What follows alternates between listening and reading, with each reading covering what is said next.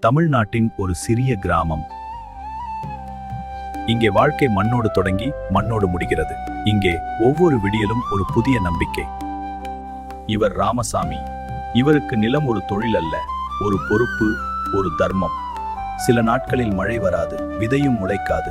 வாழ்க்கை ஒரு பெருங்கடல்.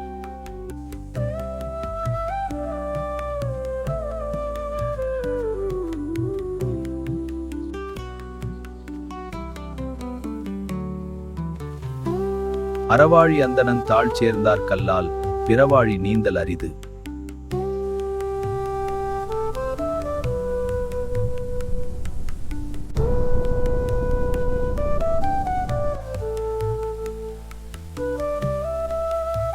அறம் மண்ணைப் போல, கடவுள் அருள் மழையைப் போல. இவை சேர்ந்தால்தான் வாழ்க்கை விதை முளைக்கும். அறத்தை தழுவியவன் பிறவி என்னும் கடலை பயமின்றி கடக்கிறான். வாழ்க்கை ஒரு கடல். அறம்தான் திசை, அருள்தான் கரை.